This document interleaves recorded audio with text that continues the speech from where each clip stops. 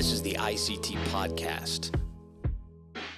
We talk to people who do difficult things at the highest level, changing lives. We talk to entrepreneurs because they don't know how to quit. They always get the job done. These people are going to influence your life. They're going to make your life better. Control isn't good. You know, what control does is it makes people make artificial decisions. And I think people suffer when that happens. And there's a controversy that I don't think deserves to be controversial.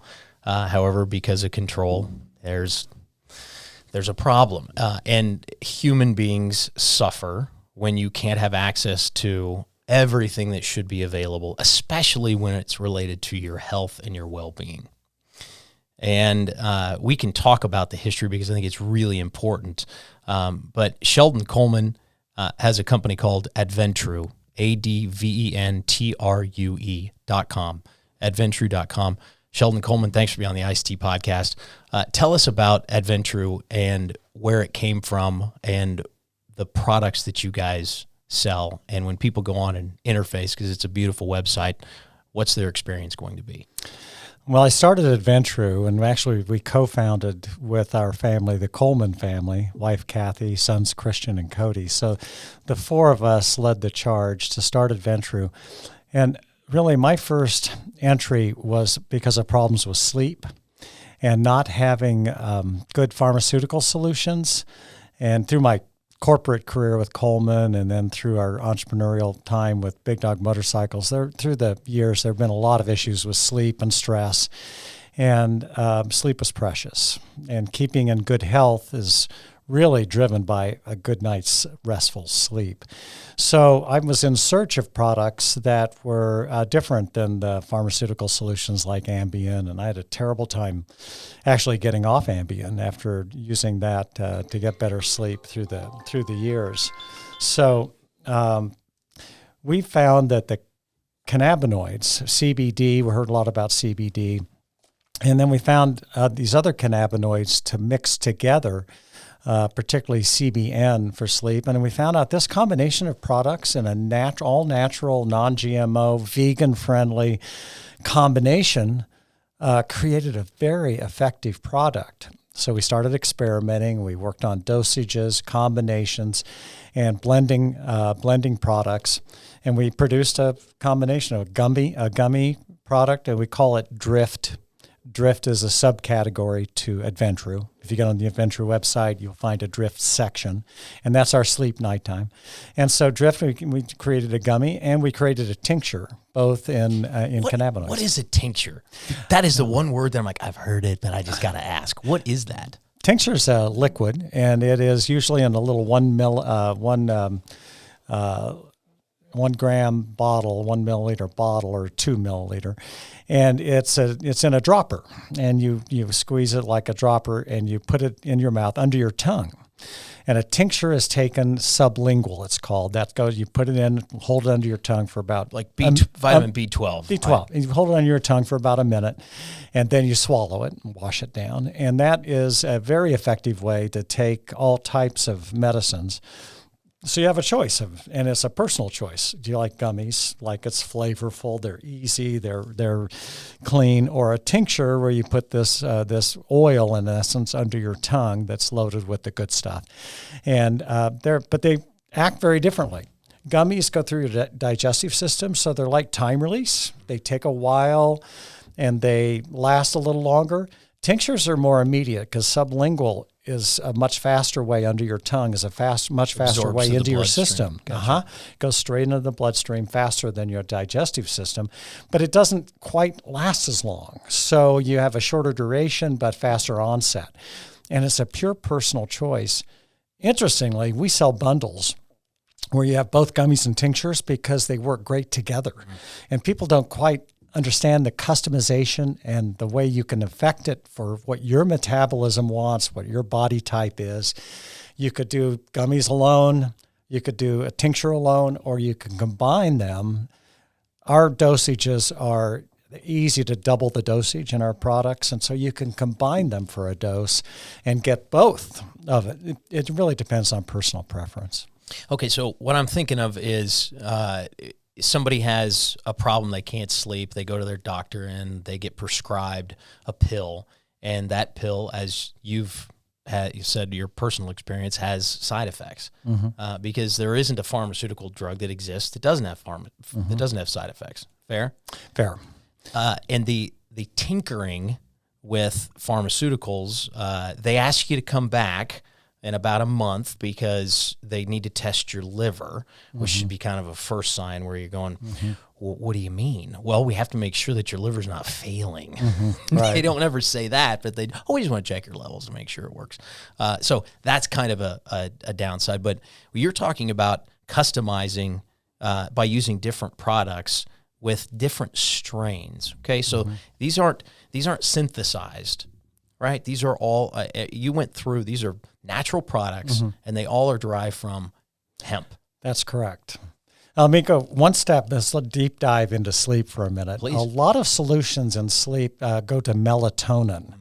And we don't use melatonin, and we've sampled it, we've tested it, but melatonin is a natural hormone in your body that it produces as you get closer to sleep, and it's a very important hormone. And when you replace that with a melatonin in a product and you replace your natural hormone system, one is it can mess up your natural production of melatonin. Two is we found that the melatonin that you get through products you find on the shelf and is readily available create kind of a fog in the morning. And there's people that complain about this kind of melatonin fog where they're not really refreshed so much in the morning. And again, we did all these formulations on this sleep subject, and we found that using CBD with CBN, and hopefully we can talk a little bit about the minor cannabinoids like CBN, CBG, CBC. There's a lot of information that's very confusing to people, and hopefully we can make sense out of it. But when you combine CBD with CBN, it creates this really pleasant drift-like natural sleep that is fresh in the morning, relaxed, but not foggy. And it really is in my opinion, the ideal sleep solution. And that was back to the foundation of AdvenTrue. And that's kind of where we first got really excited about cannabinoids in products for natural health and well-being. And then we expanded that to some daytime products. We expanded it into topicals, and we can talk about all of that now. Well, let's talk about the difference between CBD and CBN. But before we do that, you talk about that the cornerstone or the step one for living a healthier life is with the amount of sleep that you get and the quality of your sleep. Anybody who is, we're in January and everybody makes resolutions. I think the one that across the board people would find a better life if they chose a deliberate or disciplined routine prior to sleep. Okay, so yes, you should take drift in order to improve the quality and duration while you're sleeping. However, there's lots of things you got to do prior to that. Chamomile tea, shutting off your screens, not eating food. There's so many just very basic things, but we don't want that, right? So we go to our doctor and we say, give me that pill. And we're willing to trade off all the real terrible side effects to try to get some good sleep. And again, that pill, not only is they're going to check your liver to make sure it's functioning, but you're going to have side effects like I can't get up in the morning, or I got up. And these are real stories of people that take things. You mentioned Ambien, and they did things they didn't even know they did. Well, I think of my days of drinking too much in my 20s, and whenever you heard you did this, that, and the other, it was like, oh boy, that's maybe the most frightening thing in the world. We don't want that. We should and we deserve a more quality health if that's what you're trying to do in your life. Reduce inflammation. A lot of this happens through the repair cycles of sleep. Your brain being clear to think, right? All of those happen when you're sleeping and you're sleeping restfully. Fair enough? All so true. And what you just went through, a quick list of, and you mentioned alcohol, but excessive alcohol, screen time at night, eating late, all of those things are so important. And that, again, with my sleep issues historically, learning those lessons is difficult, but it's so important. And those, a drift product is purely an ancillary need.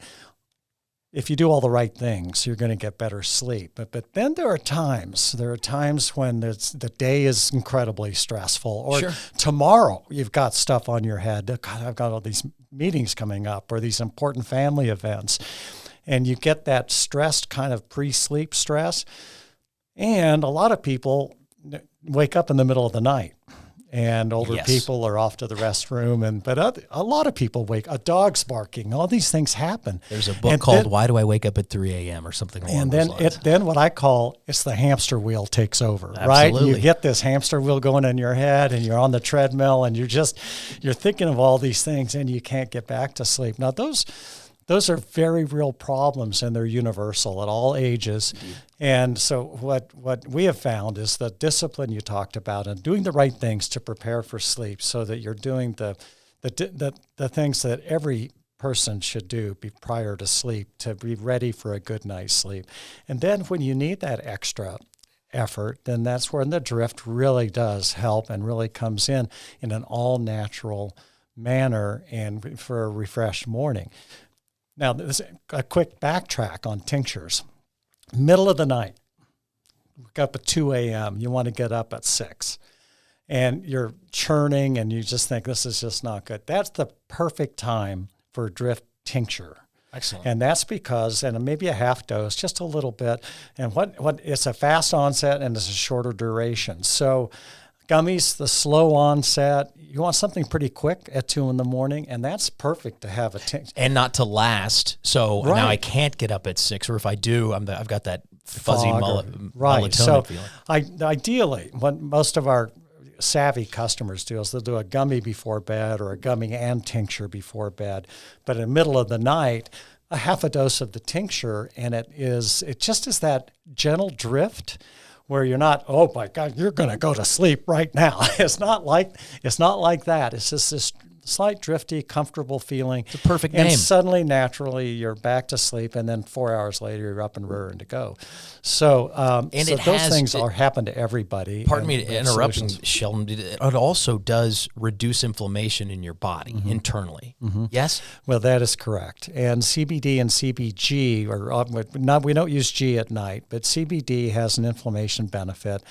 All of this, though, is not studied by the FDA, and you have to be very careful what we say and what we print, because the FDA has not ruled on it. They haven't studied it. The FDA has a lot of concerns, but they're also, and I hope we can get into that, but the FDA is a little paralyzed about how to handle CBD natural product. They haven't ruled on functional mushrooms like cordyceps or lion's mane. They haven't ruled on CBD, and it's really hurt the industry because people don't know. The FDA just won't approach it, and they end up with these strange laws and all this backlash because of the lack of good governmental understanding of what cannabinoids can do for people and how incredibly beneficial they are.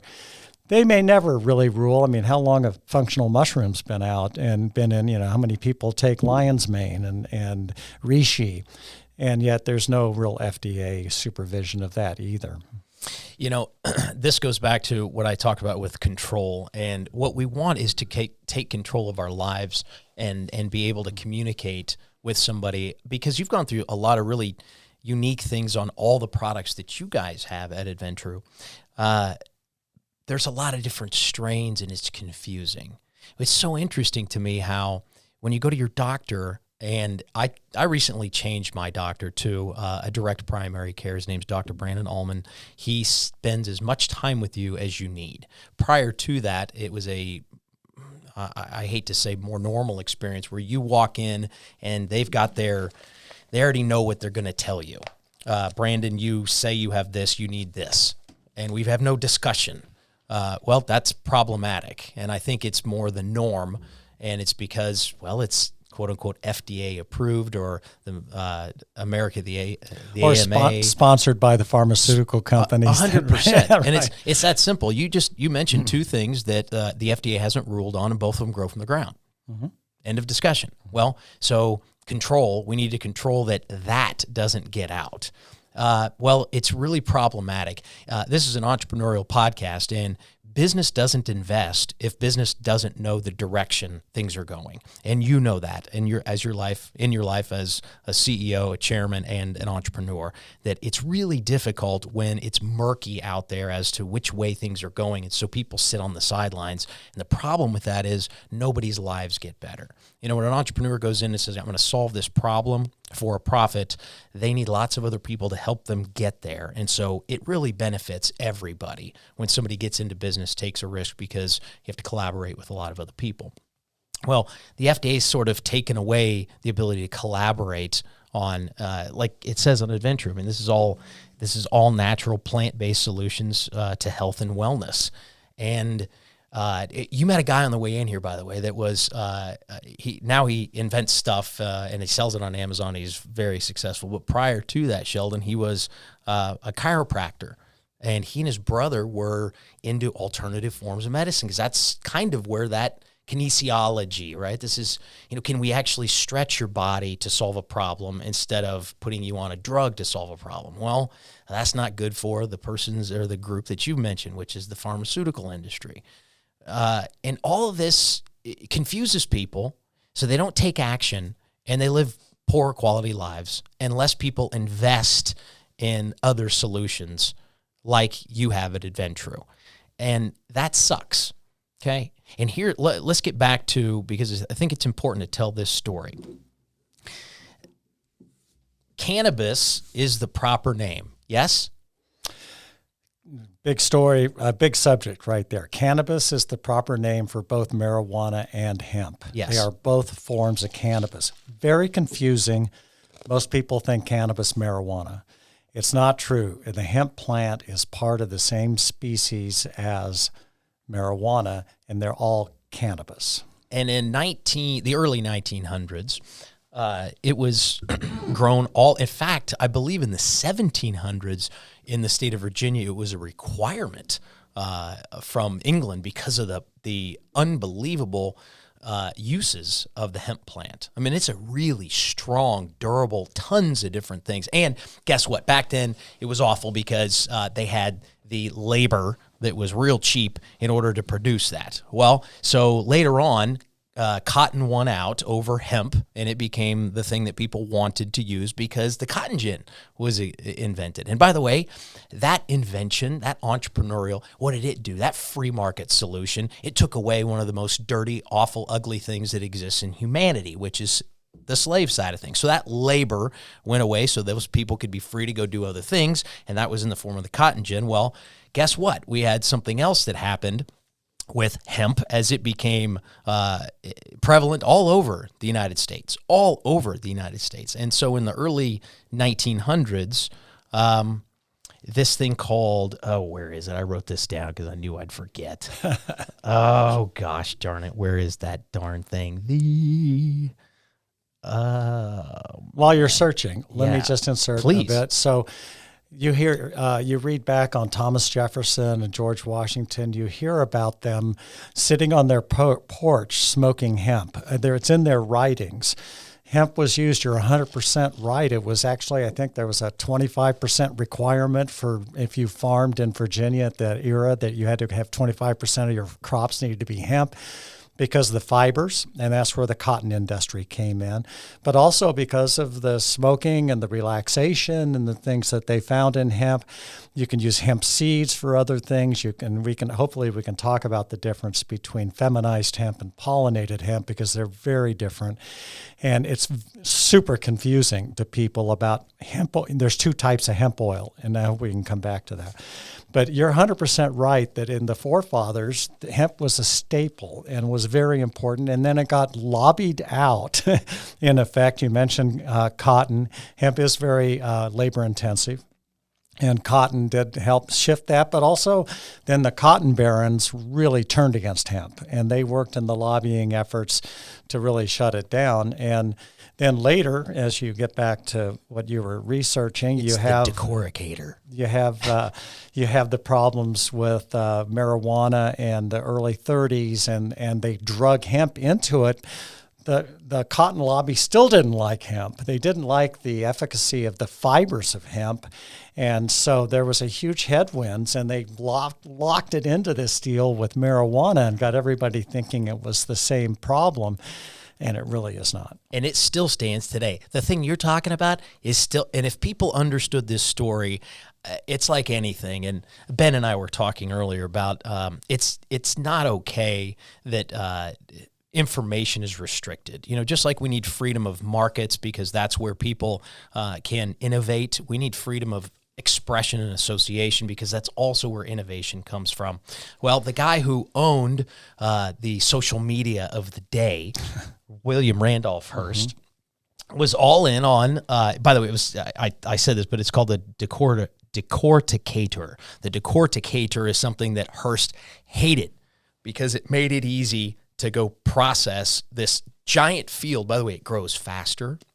It's a lot easier to harvest, especially when you have a decorticator, than it is to the alternative to paper, which is you got to go up to the Pacific Northwest. You got to go into the forest. You got to cut down trees. Talk about labor intensive. It's really expensive to extract a tree in order to create paper.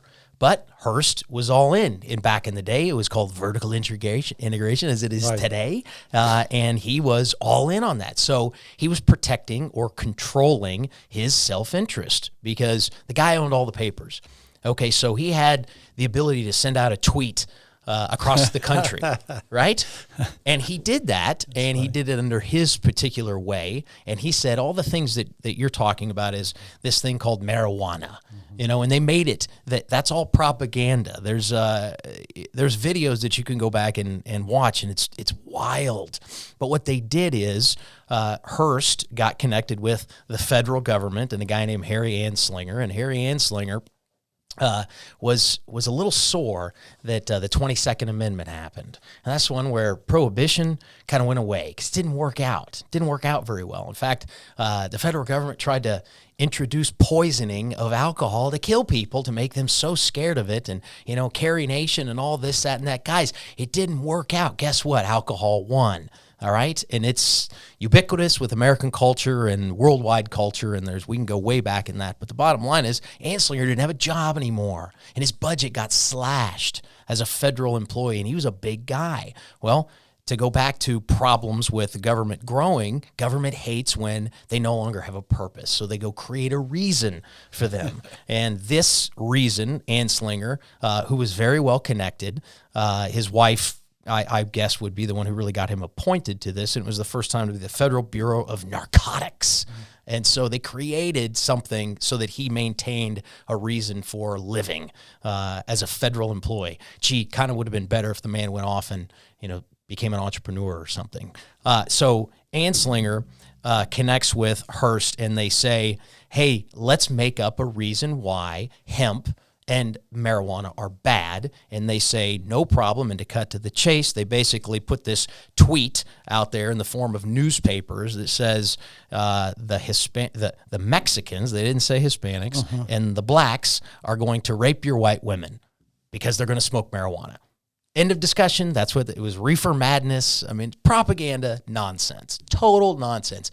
All of that is what's dictating the same laws that restrict the ability for AdvenTrue and all your products to be out there in a delivery mechanism that you see fit, because distribution of a product matters, right? Right. And when a distribution, I was thinking of it this way, Sheldon. Imagine that we had the same with a different crop, a commodity crop, just like hemp. And we didn't like it, and so we had these murky laws on it, and we wouldn't allow someone to feel confident enough to invest in it, where they said, boy, people like this stuff, and they don't know all about it, and we want to create different kinds of it. And we can't seem to get it out there because no one will do a real estate deal. No one will do a retail center and accept my coffee. That's where imagine if we did this with coffee. Imagine if Howard Schultz, who had this idea when he's in the Seattle area, and he says, I just want to make coffee more unique, and there's an experience, and I want to have people called baristas, and they're gonna walk into a beautiful atmosphere, and they can ask about different kinds of things, and so on and so forth. And we'd never have what Starbucks became, right? And so the distribution model happened, and guess what? It was real hard for Howard Schultz to do that, even though it was totally a legal product with no murkiness around it. He still had to invest and take risk. Why can't we have that same kind of distribution model for CBD, CBG, all of the things that we know factually, and we would know a lot better because we'd have more people doing research and development, as would you if you knew that your distribution models were wide open and less murky. Well, it's a very complicated issue and subject, but fascinating. And you're 100% right. Back to decortication. That's the machinery that helps strip the fibers off the outside of the hemp stalk. And that's done regularly now. It's a small business in America. It's big in China. China put decorticating plants right next to their hemp fields, and they have a huge textile industry. So you've got the lobbyists that really came out. You have the paper lobbyists you mentioned. You've got the cotton lobbyists. You've got the fiber lobbyists that were, again, with cotton in particular as a lead. Petroleum. Rockefeller is another bad actor in this. And they've really helped beat up on the hemp industry and tried to push it into this illegal category to protect their own lobbying interests. And that's so true. So, we have that history. Now then you have how to unwind this effect. And look what alcohol has had to go through since Prohibition. And look at state by state and how different. I mean, Kansas was no liquor by the drink forever. And every state you can't buy hard liquor in the grocery store in Kansas, but you can in California. I mean, state by state, even today, that 30s repeal of Prohibition has created this patchwork of laws around the country. We'll see that happen, we believe, with hemp, CBD, all of these products will continue to be a battleground a lot of times in the states. The federal government moves so slowly. And look at what percent of Americans want marijuana legalized? I mean, it's a vast majority, right? But the Congress can't get their head around it, and there's lobbying going against it because it introduces a new opportunity against the pharmaceuticals are against it, and the liquor lobbying is against it. So all of that is current headwinds, and will end up being a patchwork of solutions, very slow progress federally, and a little more progress state by state. So you're seeing marijuana becoming legal in states, and it's a friggin' Schedule I drug federally. That's with heroin, and LSD doesn't belong in there either, but it is. But let's talk about what's a Schedule II. Fentanyl, and Schedule IIs are aggressive, right? Horribly aggressive. Yeah. I think cocaine and fentanyl are Schedule II drugs. I'm not sure about fentanyl, but for sure cocaine is scheduled. You would know. You research these things. I have, because again, that's another nonsense thing. And by the way, just to go back historically to talk about this, that was Nixon who was like, and again, control. This guy understood control in marketing better than anybody because he won his very first congressional seat. He's a young lawyer, and he comes out of Whittier College, and he's a hot shot, and he's a smart guy, and everybody kind of recognized that he's a somebody, and they wanted him to run for Congress in Southern California because the guy who was there at the time was I think he was Congressman Voorhees, that came out of the auto industry, and he'd made some money as an executive, and he moved to Southern California and had this change of thought and really went kind of the communist direction. And so he was more on the socialist side of things, more government, more restriction, blah, blah, blah, blah, stuff that people didn't like back at the time. And so they go get this guy named Nixon, and he says, well, guess what? The XYZ law firm's going to give me $100,000 in a Cadillac. Why would I go run for Congress? Like, there's nothing in it for me. And by hook or by crook, did that guy get $100,000 in a Cadillac? Now, this is all in a book called The Devil's Chessboard. But the reality is this guy from the beginning was co-opted to sell it however the hell the control wanted it to be sold. Does that make sense? Totally. And so he also, to go one step further on this, to get around to this guy who's saying, hey, we need to create the scheduled drugs, because that didn't exist prior to Nixon. He's the guy who he not only took us off the gold standard, he also created this whole thing about the war on drugs. And then he scheduled and classed them, and it doesn't make sense that marijuana is a class 1, schedule 1 drug. But they had to sell World War II. They had to sell it, just like any other war. They are sold to us, okay? Well, they got this young conservative that really had a capability of selling things and understood the inner workings. And the Queen Mary, back in the day, that would go from New York to England, it had this incredible allure for all of the people at the time. And so they got all the in-the-know people, the folks that were, you call them influencers today. Like they all had at least 2 million followers on all their social media platforms. And they put them all on the Queen Mary, and they made them all excited about this thing. Like, we have to, because, patriotically, we have to go in and we're going to rebuild. And it all had to do eventually with the Marshall Plan. But not to go too deep into that, Sheldon, because I got to bring this back to why does this matter here? The guy understood that you got to sell things, and it really doesn't matter if it's good or bad. We just need to sell it. And so Nixon knew what he was doing, selling things that were totally wrong. It wasn't interested in it being right or wrong. It was interested in control, and control happened and deepened on the drug side of things when he introduced that there is now schedules. And all you got to know is cocaine is Schedule 2, marijuana is Schedule 1. That didn't make any sense, folks. That didn't make any sense at all. Not a human being has ever died from an overdose of marijuana. Now, if you'll allow me one more step, today in the Wall Street Journal, there is an article about how kids are having more psychosis. I saw that. Did you read that? And believe me, 100% agree that all of that is not meant for a 16, 17, 18, 20, 24, 20. Developing brains. Developing brains do not take alcohol, do not take ADHD medication, do not take marijuana. Don't do it. Give your brain and body the most it can possibly can. Get the right sleep, all that stuff, because you're a young child and your brain is developing. We need that prefrontal cortex to become that executive function, which in males, I think mine actually was at least 3 or 4 years later than most, is age at least 25. And I think maybe by 30, I sort of got there. But thanks for letting me lay all that out, Sheldon. It's the reason why we have such challenges around why CBD oil is problematic in distribution. Okay, now let's take this back to AdvenTrue, and it's AdvenTrue.com.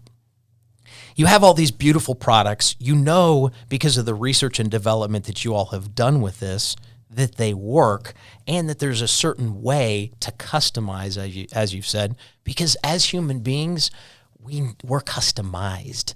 We need something unique for us. Well, how is it that you guys have, first of all, done the research? Because that's a very expensive thing. And the reason why people don't do it is because we don't know what the future looks like. And I agree with you that more states are going to legalize, although we'll get onto this as well. The state of Kansas has been terrible in the leadership on this. Terrible. Do something about it, ladies and gentlemen. It was always said that, well, the Democrats, they want to. No, it's not. This is not a Democrat-Republican thing. This is a common sense thing, and common sense is not prevailing. So are you having challenges with the distribution, or is it possible for me or anybody else out there listening right now to go to AdvenTrue.com and purchase your products so they can have a more healthy and plant-based life? Anybody can go on AdvenTrue.com. Now, over 21, and you mentioned the kids, we put not available, do not sell to minors on our product. It's self-regulated in the hemp industry, and there's some bad players out there that are doing some aggressive products that may be available to minors, and the industry really needs to self-regulate that. We believe 21's the right age for even CBD, and until better studies are done, we really don't recommend our products for kids like for sleep. And I think that's something a pediatrician needs to be involved in, because of what you mentioned. The development of the brain in young children really needs to be thought of carefully. But for us, over 21 is really the target. And if you're on our website, we can ship anywhere in the United States. All of our products, including, and I want to get to this again later, products that are psychotropic, Delta-9. And I want to explain how that has happened. But actually, right now, Kansas is illegal for marijuana. But you can buy Delta-9 gummies, and you can buy Delta-8 gummies, and you can buy THCA flower and pre-rolls in many shops and liquor stores throughout Kansas right now. And that's another great subject for us to hit on. How is that possible? Those are psychotropic, bliss-related, euphoric products. Delta-9 is what gets you high in marijuana, and we are now able to sell hemp-derived Delta-9. It's a little complex for the laws, and we can ship it anywhere in the country. It's legal because of the 2018 Farm Bill. The derivatives of legal hemp, which we grow at Sunnyland, which is our sister company. Right here in Kansas. Here in Kansas and over Kansas. But the downstream of a legal hemp product, when you extract it and turn it into distillates and doing all the downstream products, if it starts with legal hemp, are legal. So we're able to do a hemp-derived Delta-9, all this downstream conversion of the hemp CBD product, and create a legal product that's in gummies that we sell all over the country. You can order it online, have it shipped right to your door. It's not marijuana because it's derived from legal hemp. So that's a whole nother subject matter. But you mentioned basically the headwinds from control.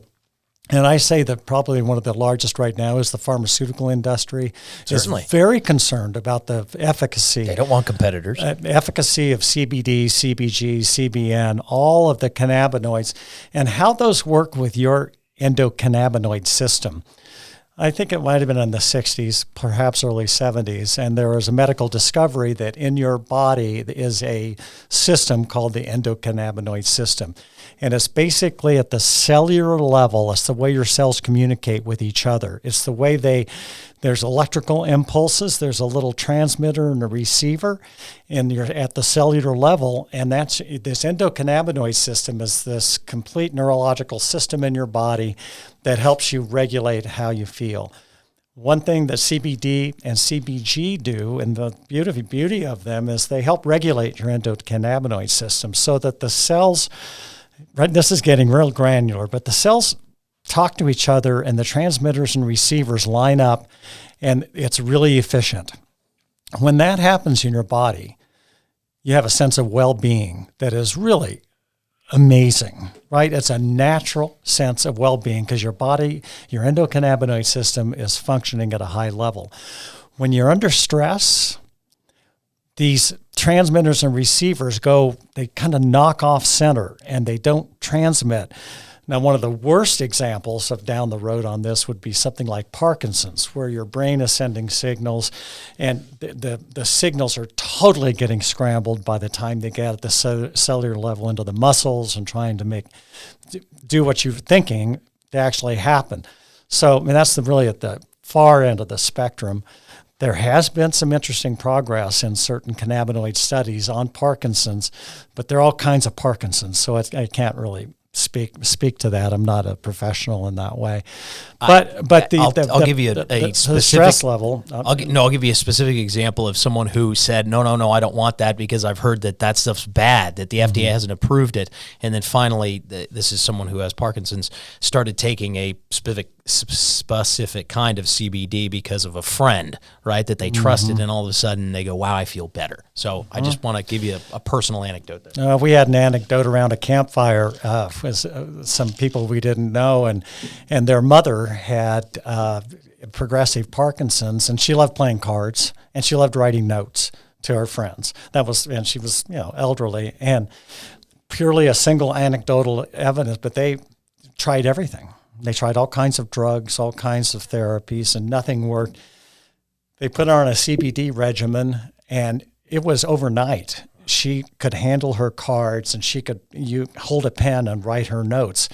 And that was one of the early examples in our development of products that I took on and thought, okay, that's a miracle for that one person, Absolutely. right? And if we can help provide anything like that kind of relief on a smaller basis or more minor basis and to a broader base of people, what a godsend. And so that's our nature-based plant wellness that you're talking about with AdvenTrue that we very much believe in across our product line. But we're going to see continued headwinds from the pharmaceuticals, and the compliance issues on the federal level are mind-blowing. Banking is like for CBD. They all the compliance people at the banks, the insurance companies, they all throw it in with marijuana. They all look. Banks have FinCET to worry about. They can't really do marijuana banking for the most part because they can't get their FDIC insurance. The feds can control that. So you see a lot of savings and loans or credit unions doing, like with state charters, doing more of the banking in the hemp business and also in the marijuana. So there is an alternative at least. There are, but boy, you've got to search and they get knocked out. You say the wrong thing and all of a sudden. Right. But the other problem with distribution, and you talked about this earlier, we have these great products, websites, amazing, right? That's a great way to do it. But there's so many headwinds to get people on your website. Social media, Google advertising, Instagram. You mentioned CBD, and they just take you off. Amazon doesn't allow any sales of products that say CBD. People call it hemp oil on there, and there's a lot of workarounds on Amazon of people doing that. But you say CBD on your product, Amazon, you're out. So all of these things have these compliance issues that have generated, because the lobbying's been so effective historically from these industries protecting themselves, but now it's throughout the infrastructure of trying to do business. And to advertise for people to get on your website is an incredible challenge, because we can post our Instagram under it. It's actually adven.true on Instagram, ADVEN.TRUE for our Instagram account. But you can post things on Instagram, but you can't. The way to really get followers is you advertise through Instagram, and you can't post ads using CBD on Instagram, and they kick off almost all of our attempts at ads. So we've both had frustrations there, and I think what we should do is go all in on X, the X platform, the former Twitter platform. And by the way, I'd say we should do that if you're anyone who believes in a more free enterprise or more freedom of speech, because whether you like it or not, Elon Musk, and he was asked this, how did you overpay or did you pay too much? And he said, no, it was worth everything, because he had the ideal of free speech so much. So my opinion is, and my push is, let's put it on the X platform. Let's go all in there, because whether you like it or not, all the nonsense will sort of go away, or it won't, and people will get better at refining the message that they want. However, you still have this free association of ideas that exists there on that platform. So that'll be my little push for that. I have one thing on X, which I totally agree with what you're saying. In most cases, there was this buzz that X was really loosening up the CBD world. It's not true.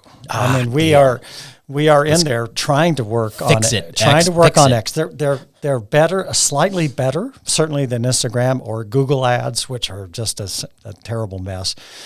X is a tiny bit better, but they claim they've opened up, and it's quite restrictive. So, well, let's fix it with this. And by the way, we'll test it, because I'll push this 100% on X, and we'll see how that goes. And we'll put the video out there. This entire episode can live there, because it doesn't make any sense. Now, you're welcome to shut down certain messages on these private companies until you're doing it for reasons where it's factually misleading to people, and the social media companies are factually misleading when you pick and choose winners and losers. That's not okay. We need the free association and a free market for people to talk about these things. And I think you actually would get a conversation around, I did use CBG, which this gets me into, I want to know exactly what that is. But I used CBG, and here's my experience. I used this particular kind. Now all of a sudden we have these conversations that exist, which push the innovation of all the products that you guys have on AdvenTrue. It pushes them forward, and it also helps you decide, well, we need to spend more time and energy on this particular thing. Because unless you know what the public needs, you have a difficult time investing in the right kind or the right strain to solve the problem. Is that fair? That's so true. And everything you say about the open nature of communication, but to fact check in effect. Absolutely. And say, look, now most of our evidence, there's thousands of studies on CBD, but a lot of it's anecdotal, which is incredibly powerful. Indeed. And you add the anecdotal evidence together, and it's overwhelming on the benefits that you see from that. I want a quick backtrack before I forget. You mentioned healthcare and physicians, and it's so important as we talk about these regulations and the efficacy, and there are interactions with other drugs that you have to take into mind, and particularly serious medical conditions, and pregnancy, for instance, and other maybe serious diseases and things that really are a separate track. And it is important, and what you said is so true, to find a healthcare professional that has an open mind. And, you can call them alternatives. I think it's a little more mainstream than that. But somebody that has an open mind to the balance of nature-based wellness products combined with other more pharmaceutical solutions for certain situations with people's individual health and well-being.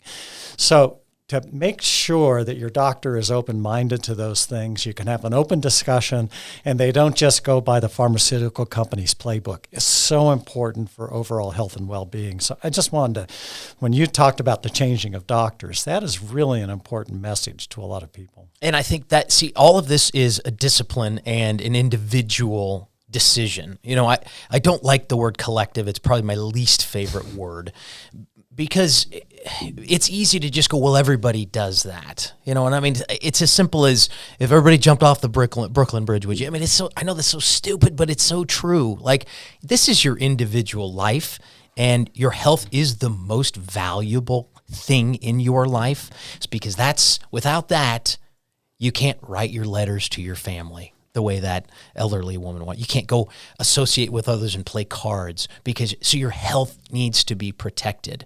And I'm happy that you said that, you need to be, pay attention. Don't just go start taking this. Mm-hmm. This is another thing that really does bother me, because people hear, it's okay to take this now. By the way, Ozempic is widespread. And I'm pretty sure there's a lot of people out there who haven't really hashed out, is that a good or bad thing for me to take? And, take that for whatever you want, but there's some consequences to your actions. So are there consequences to going to a health food store and just start taking a bunch of supplements because you heard somebody say that's a good thing? Yeah, there's huge consequences to that. You really need to kind of get down to, all right, what's my biggest problem? If it's you're 50 pounds overweight, then you kind of need to get somebody who's going to talk to you about the diet. What are you eating? Once you get to a point where you're like, all right, I'm kind of in this place where I'm kind of as close to square one or back to square one as I can be. Now start adding in things and utilize professionals. Like you say, and Peter Attia talks about this being healthcare 3.0. Mm-hmm. And right now we're medical 1.0 is still very much the way things are done. That was my old doctor's practice. Medical 2.0 is someone who's maybe introducing, your what you eat and how much exercise you get. Medical 3.0 is, there are so many innovations out there, including the products that AdvenTrue sells, that can be beneficial. Let's have this journey together. You don't run a business without a great CPA and a great set of lawyers and a great finance partner and somebody who's really good at those specific things to work together. Why would you do that with your health? Great example. And we all are programmed to look for a simple solution. like a one pill, like, oh, you have a sinus infection, take this antibiotic, or whatever it is. Like, here's your single solution. Like, if you need sleep, here, take CBD. If you have inflammation, take CBD. It's not that simple. And that's why we blend things. And this gets into some of our product differences where we blend CBD and CBG, because we have found that CBG makes CBD more effective and it's better for inflammation. So you have our daytime product called Balance that gives the CBD calm, and then the CBG really helps that be better, but also helps. CBG is being studied for gut health, which is really interesting, the lining of the stomach, on repair of the lining of the stomach. But CBG is really an interesting product, but that in combination with CBD makes it a better product. And our topicals have CBD and CBG, and they're just phenomenal. But we combine them with other products that help, like our topical has got menthol crystals and spearmint, and it's got eucalyptus, and it's cooling, and it's got capsicum, which is a made from an oil. It's got black pepper oil, so it's got cooling, it's got heating, and we have 20 natural ingredients in our topical. It's called AdvenTrue Renew. 20 topical ingredients. It's a who's who. Camphor. Chamomile, it's an amazing product, but then it's loaded with 5 times the normal amount of CBD and CBG you find, because we grow CBD and we grow CBG dominant. We can talk about that too.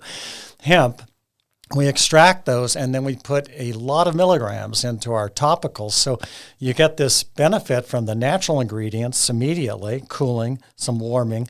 And then you get the CBD and CBG penetrating into the deeper layers under the skin, into the muscles and joints. And that product is a miracle product. It's a real godsend. So all of those things, it go beyond a single solution. It's a blend of products that we have carefully crafted through experiment and time to say what really works best for a topical solution for muscles and joint, what works best for sleep, what works best for daytime calm when you have a really upsetting, difficult day. What are those products? And that's why we've individually crafted the formulations on every AdvenTrue product.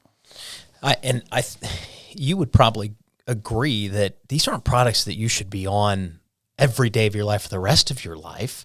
Right? Some of them perhaps, but until you get back to like a baseline of health, I was saying square one, I really meant baseline, a baseline for health, the more healthy you get, and this is where, you're just going to start feeling better, right? We know that if we're eating the right things, drinking the right things, getting the right sleep, and taking the right CBD or CBG in order to help reduce our inflammation and getting the right amount of exercise, eventually you'll start using these products based on how you feel in that moment. Topically, I'm thinking primarily. Episodal. Basically, you're talking about. Right. I have a situation.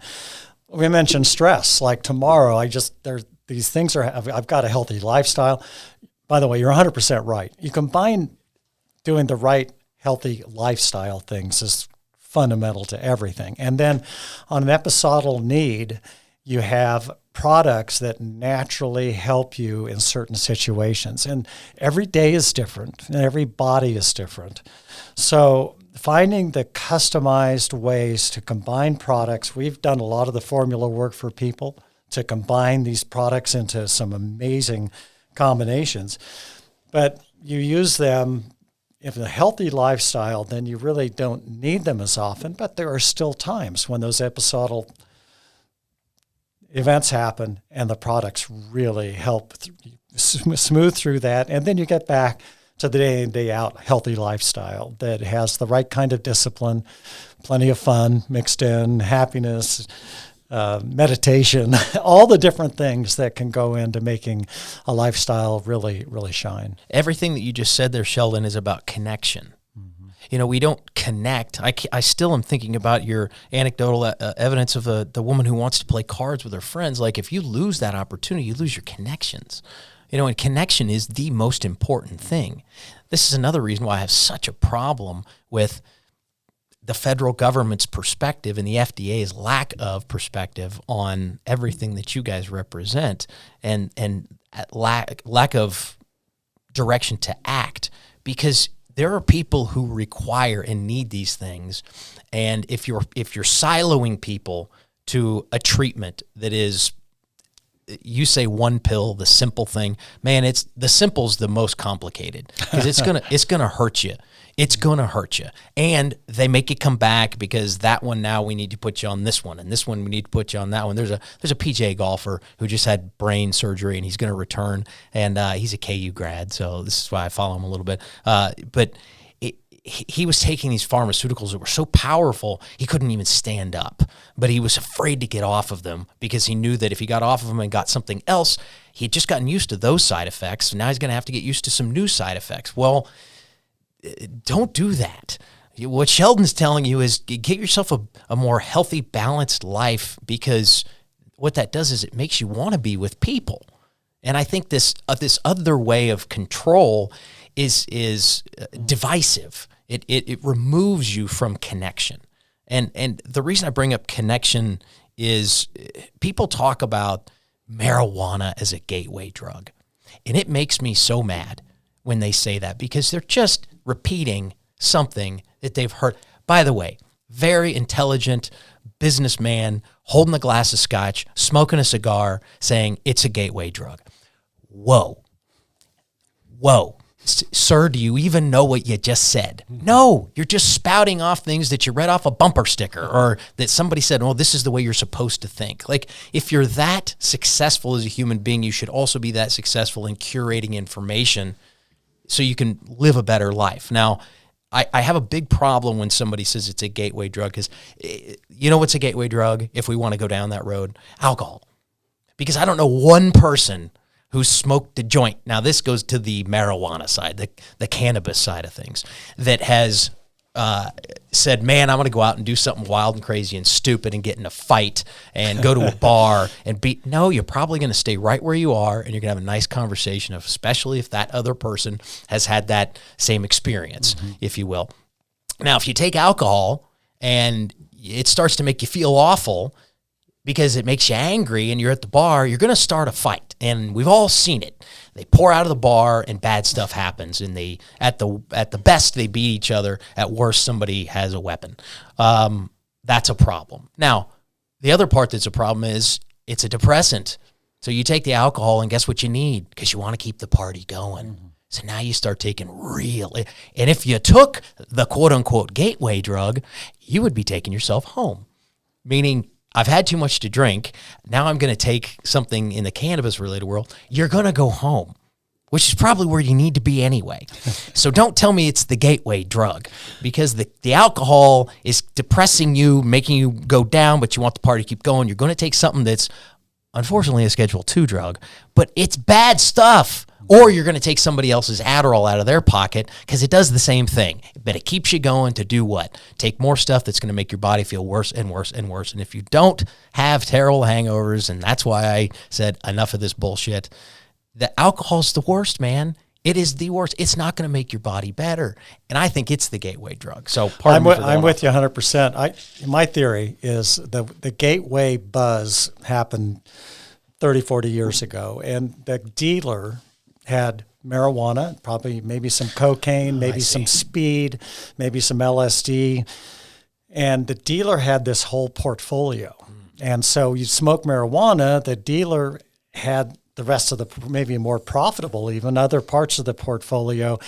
The dealer is a gateway, not the marijuana part of it. And now with the accessibility of marijuana, I think you see a lot less of that, because exactly what you said, it's a relaxant, and you just chill out. You have great conversations on sativa. You feel good body highs on indica, all the different things with marijuana.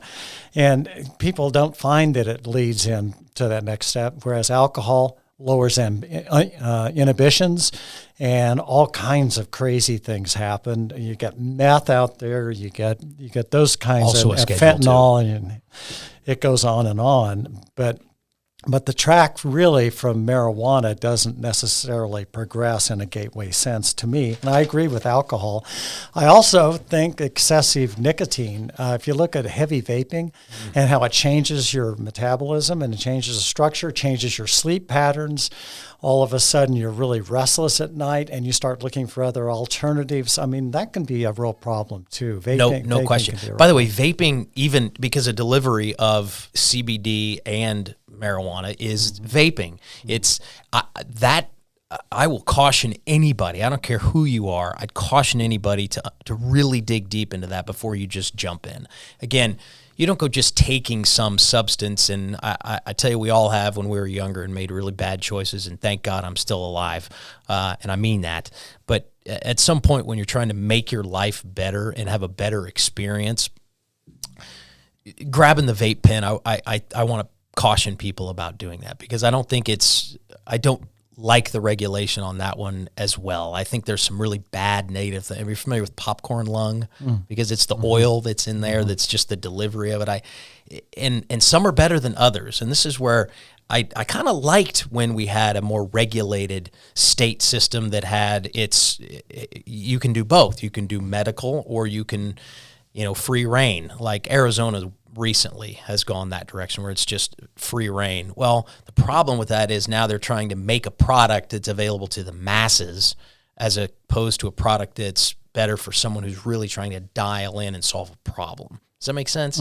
So they don't invest in the very specific delivery method, the right kind of strain, because they're not really thinking of that. They're thinking of, well, this is a bunch of either tourists or just people who want to use it for recreational purposes, as opposed to someone who wants to use it because they really can't improve their life with it.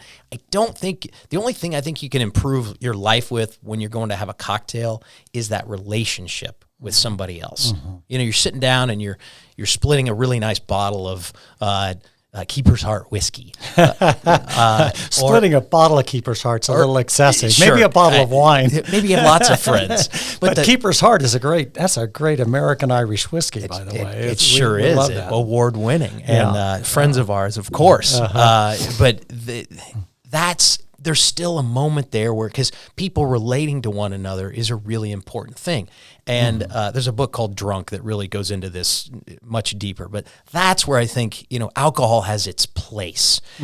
In moderation. 100%. And someone's actually controlling the mechanism of delivery. Taking shots, I hate this when you're at the airport and you order a beer and they go, do you want a backer for that? And I'm go, what is that?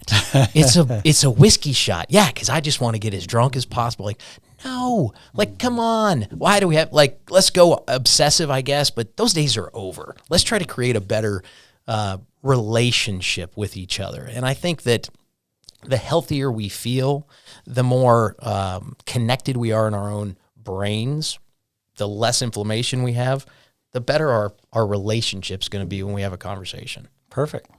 Do you agree with that? 100%. Can I ask you a couple questions not related to AdvenTrue? Okay, sure. Well, Sheldon, I've known you a long time, and I've admired you for a very, very long time. And I think what you're doing right now is miraculous. And I appreciate that you are investing in doing this, because you've lived an incredible life.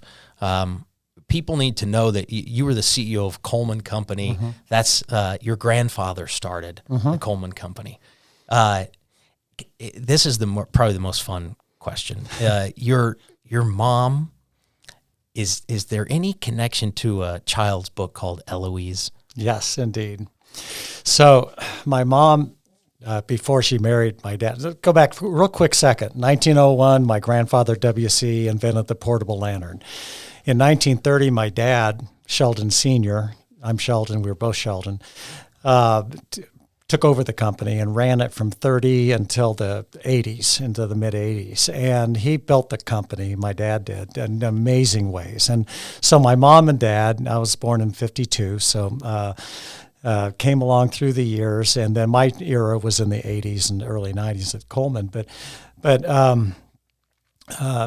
they were amazing parents and amazing people. So mom in her youth was her father was a wildcatter who had a lot of money, and then he was totally broke most of his life. That's the Back oil with business. Sinclairs and all these early oil people, and I'm trying to remember the T-top. Anyway, there were different oil fields that he was involved with. Well, Mom ended up living with her grandmother for a period of time because her parents were on the downside of the economic scale at that point. So, and her grandmother lived in the Plaza in New York City. The Plaza Hotel. The Plaza Hotel. And iconic. she had this beautiful apartment in the Plaza. So my mom went and lived there. She went to school. She went to a boarding school. It was a very wonderful life called Miss Porter's School in Farmington, Connecticut. And then she stayed most of the time at the Plaza. But when she was 12, she was there full time and going to a local school and with her grandmother, and she would roller skate in the halls of the hotel. She was the only child with her grandmother. She had a pet monkey named Marco that was she would play with, and she was a real character. And they'd roll up the carpets for her at the Plaza, and she would roller skate in the halls. When she ended up after boarding school and she got married, she took over the Plaza. She and her first husband, it wasn't my dad, and they took over the Plaza for the reception and had it there's a palm court in the Plaza and the big ballroom area, and they had her reception all through the Plaza. So in the 50s, a woman wrote the book called Eloise, and it was about a girl roller skating in the halls of the Plaza. And if you talk to the old bellmen that were still there for years when I was young, I'd go in and they'd go, and her name was Gailey, but actually her first name was Mary Elizabeth. And the bellman would go, "You're Mary Elizabeth's son? I'll tell you about the story about your mother. I remember her." So this is, when I was growing up in the 50s, I heard these stories back from the 30s from the older employees there about Mom and her precocious ways around the Plaza, and it really generated Eloise of the original Eloise book was Eloise of the Plaza. And then the author took it on to, Eloise Goes to Paris and all this, but the original concept for Eloise, this was never actually acknowledged by the author. So there is still, because the author wanted that right, but my mom's middle name was Elizabeth, and she was the precocious child of the Plaza for all through the era that the author was talking about. Okay, so that's just such an incredible American story, intertwined with the American story of the Coleman Company, and I appreciate you letting me ask that, because I think that is just fascinating, and there's no little girl right now who doesn't know about Eloise. And my daughter Jennifer lives in San Antonio. Her third daughter, she just named Eloise. Oh, did she? That's awesome. Right. So that's her youngest. That's her youngest. Wow, that's awesome. Yeah. Oh, Sheldon, that is such a cool story, and I'm thank you for sharing that. The Coleman Company is so important to Wichita, USA. It's important to our history. The reason that we started this podcast is because of the entrepreneurial stories that exist here, and that includes what your grandfather and your father and what you've done in this community. There's another huge brand that you created, and I'm at Mann's Chinese Theater in Hollywood on opening day for this big new Bruce Willis movie called Armageddon. And in that movie what's the big guy? I can't remember the actor's name. Duncan. Anyway, they say in there he's the only guy in South Dakota who'll be driving out on a big dog motorcycle. And who's got the big dog? Who created the big dog motorcycle? Well, that was a story after Coleman was taken over. We were a public company and taken over very early in the 90s. And so I worked there for about 6 months after the takeover, but it didn't work out. So it was difficult. Ron Perlman was the guy that took it over, and the company moved on. Now it's in the hands. It's gone through about 5 exchanges of a company called Newell. It used to be Newell Rubbermaid. Newell's a good outfit. They're a good operating company. It's finally Coleman has kind of found a good spot, but the corporate world is not Wichita anymore, really, Sure. with Coleman. It's a division of a big, larger corporation. So in the early 90s, I was touring motorcycles a lot with friends of mine from New York, L.A., some guys that were in our group. And while I was running Coleman, I was putting on bike tours. I loved riding Harleys, late 80s. And a friend of mine named Bob Pittman and I and another friend named Jan Winter formed this writing group. Jan is known for Rolling Stone magazine, and Bob Pittman is known for creating MTV, Nickelodeon. He created, that was the first cable TV syndicate, was really MTV, was the initiation of cable TV as we know it today. Turner Broadcasting, but Pittman was really at the core of that, along with a guy named Steve Ross from American Express. And so the three of us formed a writing group that we rode all over the country on Harleys. Fascinating group of people. A guy named Frederick Fakai, who's a hair guy, all these products. The list, Woody Johnson, who owns the Jets. Wow. All of these guys, we were all had a lot of fun. We rode motorcycles all over. I put on these trips. I'd have a chase truck. We had a mechanic, and we did cross country. We went. We call ourselves the Bridge Club. One of our rides was from New York City, going over the George Washington Bridge to the Golden Gate Bridge in San Francisco. And we went straight through I planned all the routes, all 2-lane, no freeways, all through the core of America. And there were about 12, 15 of us on that ride. And we started off pretty clean cut, Tavern on the Green, kickoff dinner at Central Park in New York, and we're all kind of looking pretty sharp. By the end of the trip, the beards were coming out, and we'd ride 400 or 500 miles a day. These were not just easy cake rides. This was like going, and we rode all over the Midwest and South Dakota, the Badlands, and it was so much fun. As a matter of fact, we've had several books written about the rides that we've done. Some of Jan Winter's people have been articles, and it's been a cherished time for all of us. So we had all these Harleys. Well, I couldn't get the Harley I really wanted out of all these bikes we were riding, so I had a mechanic I hired, and my wife and I, Kathy and I, were just married and pregnant with our first son. And so I hired this mechanic to work in our garage in East Wichita, in Eastboro. And I had 3 Harleys, and we tore them apart and put them back together. And the mechanics back there, I hired them from the Harley dealership, and we all worked full time. And so one of my friends saw this, I cobbled together bike that was pretty cool, the very first kind of big dog. And I had a band called the Big Dogs. And so I was trying to think of, Dewey and the Big Dogs. Doing the Big Dogs. So that was a fun hobby. And matter of fact, we got on MTV thanks to Bob Pittman. It was on for 30 seconds. And it was such a bad video, Mark Goodman, the VJ, pulled it off the air. That's another little part of the lore of history. So, at any rate, we this cobbled together bike. One of our friends said, "Can you build me one? That's pretty cool." So we did that in our garage, and then a friend named Chuck Barris, who had this thing called the Gong Show years ago, said, "I'd like to have one of those bikes." Wow.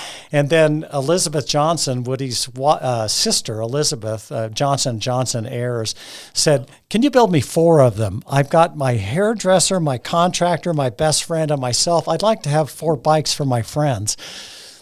That stuff launched. Another one of the early ones was Bruce Green, the late Bruce Green from Green Vision Group here. He bought one of the first ones, a guy named Dick Davenport, and he's passed away, a great interior designer. So all of these friends and then extensions started buying these bikes. So we moved out into a shop, and finally my wife said, "I'm not holding the wrench for that mechanic any longer." Now she's got a baby in her arms, right? And so we got a little shop downtown, and then we moved to a second location and then a third location. And we ended up building 30,000 custom motorcycles, all hand-painted, $30,000 pieces of equipment, and we opened dealers all over the country, and it was really going strong. So that was a pure entrepreneurial activity in Wichita's entrepreneurial history. And it was really great guns. I had good relationships with the CEO of Harley and other Polaris and other companies. And we were a real player with all of that. And then 08, 09 hit and the Great Recession. And it was like somebody took a large switch and just switched it off. And from this go-go $30,000 motorcycle, fire-breathing bikes with big tires and giant handle, I mean, just really cool bikes we had engineers designing the most incredible stuff. And but in 08 and 09, it just stopped on a dime and went. So by 012, we had all sold off, and that was finished. Well, I tell you what, you did create art. I don't. Bikes are not my thing, but every time I saw a big dog, I was like, wow. Yeah. And I mean, they're just, so they're out there. And I know you probably know where every one of them is. But 30,000 was hard to keep track of all those bikes. So I'm sure there's groups now of people that are big dog owners and lovers that get together. And it was picked up by one of our employees, actually picked it up and is working on still continuing big dog. I think there's some new models they have. I have nothing to do with it at this point, but a guy named Matt Moore took that on, and more power to him. I hope that goes okay through time. But now in the third career, Coleman, corporate world, and then big dog, pure entrepreneurial growth, and now AdvenTrue and nature-based wellness. We feel the whole family, this is a real noble effort. And you mentioned all the headwinds that we're facing and trying to unlock the key to this, because these products really do help. And what I loved about Coleman was getting people exposed to the great outdoors, and nature, having nature interface with family activities, and allowing camping to be easier for people. That not only was a great company, but it was a noble effort. And we need more of that today. We need the great outdoors. We need people in nature. We need people coming out of the inner cities and getting out into nature and to feel back to health and wellness. There's nothing better for health and wellness than in the outdoor experience for people. So that kind of noble feeling has really transitioned into the AdvenTrue product line to look for natural ways, to help really benefit health and wellness for as many people as possible. Connection. You're creating more opportunities for connection. AdvenTrue, AdvenTrue.com. Sheldon Coleman, I'm so grateful I know you, and I'm so grateful that you'd have this conversation with me. Congratulations, and I think it's so cool what you're doing. Keep after it, because it's going to make people's lives better. Thanks, Brandon. And it's great what you do with ICT Podcast. It's really wonderful to be a participant in this, and I appreciate it as well. Thanks for your time. Thanks for being on the ICT Podcast. Make it a great one.